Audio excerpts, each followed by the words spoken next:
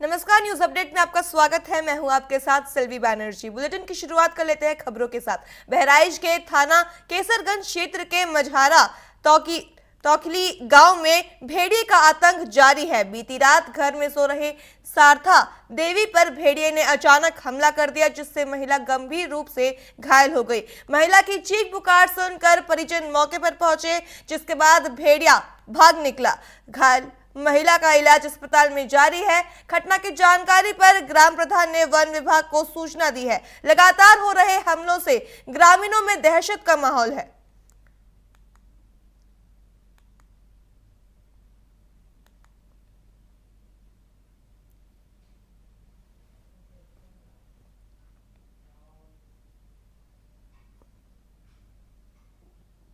बहराइच के कार्तिना घाट वन्य जीव प्रभाग के कखरा वन रेंज में गश्त के दौरान एक नर तेंदुए का शव बरामद हुआ है। लगभग 7 साल के इस तेंदुए के गले और पेट में गहरे घाव मिले हैं। वन विभाग का कहना है कि तेंदुए की मौत आपसी संघर्ष के कारण हुई है। वहीं वन्य जीव विशेषज्ञों का कहना है कि मीटिंग सीजन में ऐसे संघर्ष आम होते हैं।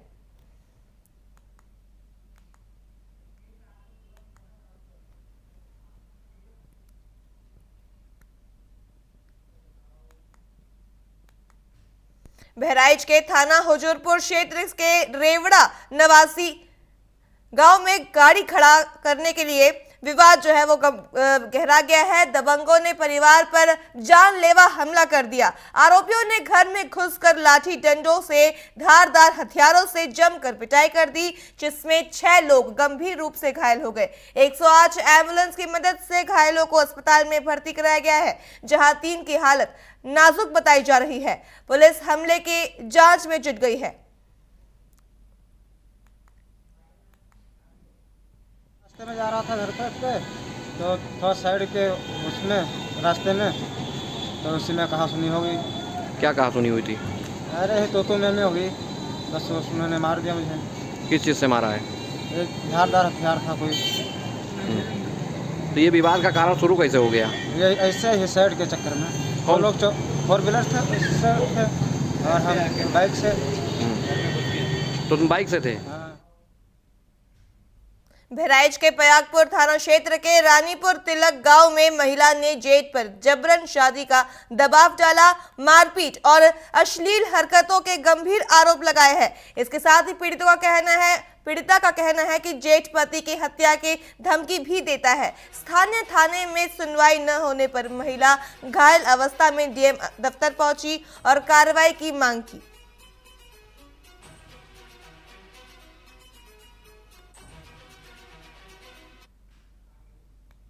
माजिल लेने जेठ हमने अपने बीवी बनाए के रखा चाहत हैं। अपन मिहारू हमरे कहते कि तोरे खतिर मार कर भगाई दिया है, तो तू हमार मिहारू बनकर रहो। तो हम साहब उनका मिहारू बनकर हम ना रहा चाहिए है। अब अपन बाल बच्चा लेकर अपने नैहरे हम भाग गए हैं, जब ना हम अपन बचाव जब जान पाए था। साहब माजिल जेठ हमरे मारिन है। काहे मारी ने? अपन पत्नी बनावे खातिर मारिन है कि मैं पत्नी बनकर रहो तुम। लखनऊ में डॉक्टर राम मनोहर लोहिया आयुर्विज्ञान संस्थान ने शनिवार को अपना 5वां स्थापना दिवस बड़े धूमधाम से मनाया। इंदिरा गांधी प्रतिष्ठान में आयोजित इस भव्य समारोह में मुख्यमंत्री योगी आदित्यनाथ मुख्य अतिथि के रूप में शामिल हुए। इस दौरान सीएम योगी ने चिकित्सा क्षेत्र को सेवा और संवेदना से जोड़ने की बात कही और कई महत्वपूर्ण घोषणाएं भी किए। इसके साथ ही पेश है ये खास रिपोर्ट। लखनऊ में डॉक्टर राम मनोहर लोहिया आयुर्विज्ञान संस्थान ने शनिवार को अपने 5वें स्थापना दिवस के अवसर पर एक भव्य समारोह का आयोजन किया। ये कार्यक्रम इंदिरा गांधी प्रतिष्ठान में संपन्न हुआ, जिसमें मुख्यमंत्री योगी आदित्यनाथ मुख्य अतिथि के रूप में शामिल हुए। उनके साथ उप मुख्यमंत्री ब्रजेश पाठक, स्वास्थ्य राज्य मंत्री मयंकेश्वर शरण सिंह और प्रमुख सचिव स्वास्थ्य पार्थ सारथी सेन शर्मा भी मौजूद रहे। इस अवसर पर मुख्यमंत्री योगी आदित्यनाथ ने संस्थान में उत्कृष्ट कार्य कर रहे चिकित्सकों को सम्मानित करते हुए चिकित्सा क्षेत्र की भूमिका को सेवा और संवेदना से जोड़ने की बात कही।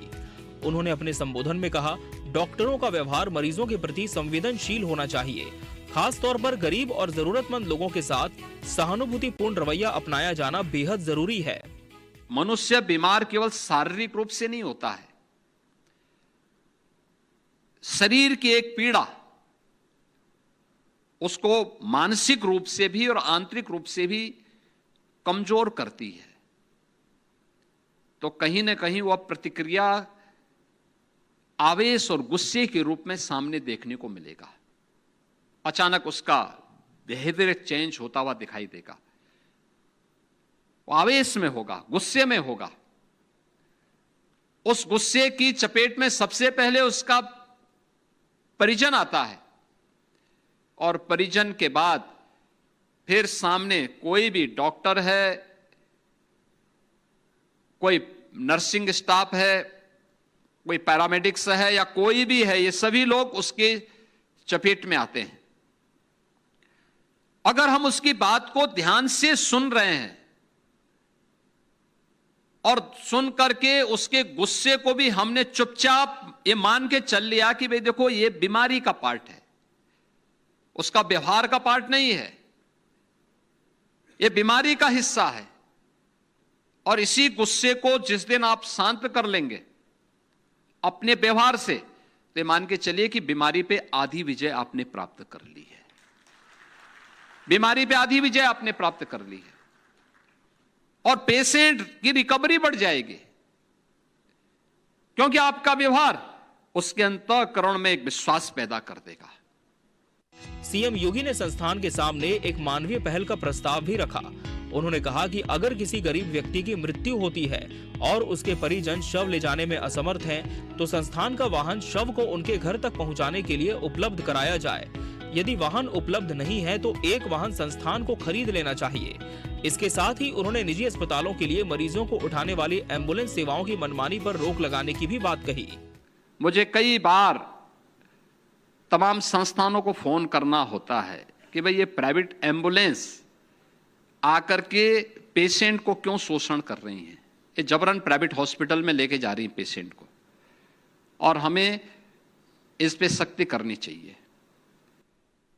पेशेवर रक्तदाताओं के द्वारा मरीज के जीवन के साथ खिलवाड़ हो रहा है, हम इस पे सख्ती कर सकते हैं। वॉलंटरी डोनेशन के लिए लोगों को हम प्रेरित कर सकते हैं। सीएम योगी ने पेशेवर रक्तदाताओं पर भी सवाल उठाते हुए कहा कि ऐसे लोग मरीजों के जीवन से खिलवाड़ करते हैं। इस प्रकार के पेशेवर रक्तदान को पूरी तरह रोकने की जरूरत है। ब्लड डोनेशन के लिए लोगों को प्रेरित करें। ब्लड बैंक में उतनी व्यवस्था नहीं तो हम उनके ब्लड ग्रुप जांच करके अपने पास रखें और आवश्यकता पड़ने पर जरूरतमंद को उपलब्ध करवाने में योगदान दें, जिससे पेशेवर रक्तदाताओं के द्वारा किए जाने वाले स्वास्थ्य के साथ खिलवाड़ को हम रोक पाने में सफल हो जाएं।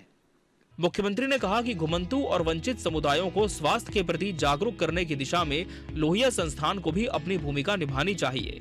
उन्होंने ये भी बताया कि सोशल मीडिया के प्रभाव और जिम्मेदार इस्तेमाल पर भी ध्यान देना समय की मांग है।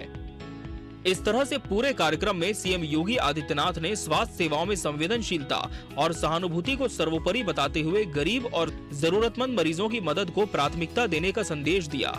उन्होंने शव वाहन उपलब्ध कराने, एम्बुलेंस सेवाओं की मनमानी रोकने, पेशेवर रक्तदान पर नियंत्रण और वंचित समुदायों को स्वास्थ्य के प्रति जागरूक करने जैसे महत्वपूर्ण मुद्दों पर संस्थान की सक्रिय भूमिका की अपेक्षा जताई। सीएम ने चिकित्सा सेवा को सेवा और संवेदना से जोड़ते हुए संस्थान को समाज की उम्मीदों पर खरा उतरने का आह्वान किया। Bureau report, TV 24 news, Lucknow. UP के बहराइच जिले में दर्दनाक हादसे की खबर है। नानपारा लखीमपुर हाईवे पर गोल्ड पेट्रोल के पंप के पास एक तेज रफ्तार टूरिस्ट बस ने खेत से घर लौट रहे 5 लोगों को टक्कर मार दी। हादसे में मौके पर ही एक मासूम बच्चे की दर्दनाक मौत हो गई, जबकि 4 लोग गंभीर रूप से घायल हो गए। घायलों में महिलाएं और बच्चे भी शामिल हैं। सभी को एम्बुलेंस के जरिए अस्पताल पहुंचाया गया, जहां इलाज जारी है। पुलिस ने शव को कब्जे में लेकर पोस्टमार्टम के लिए भेज दिया है।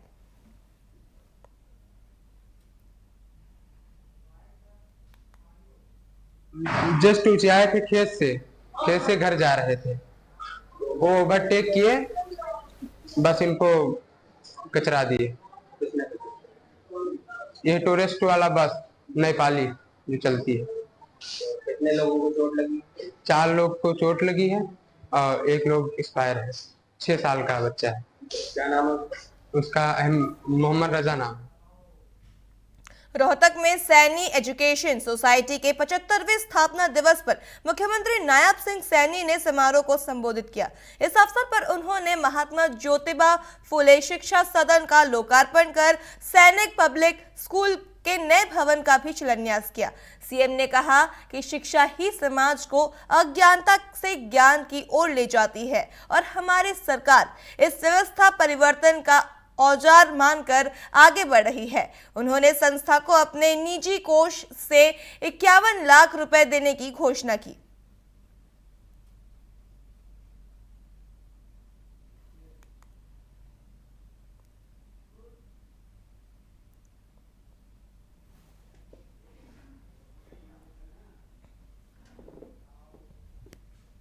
अंतर्राष्ट्रीय गीता महोत्सव आज इंडोनेशिया के बाली में तीसरा दिन है। इस मौके पर गोवा लवा मंदिर में गीता यज्ञ, गीता आरती और भक्ति फेस्ट का आयोजन किया जाएगा, जिससे पूरा वातावरण भक्तिमय हो उठेगा। कार्यक्रम में पर्यटन मंत्री डॉक्टर अरविंद शर्मा, गीता मनीषी, स्वामी ज्ञानानंद महाराज, भारतीय दूतावास के अधिकारी और इंडोनेशिया सरकार के प्रतिनिधि शामिल होंगे।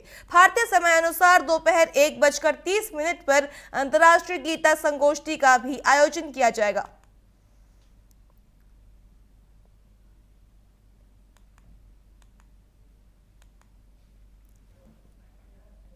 न्यूज अपडेट में फिलहाल इतना ही। खबरों के लिए देखते रहिए TV24। नमस्कार।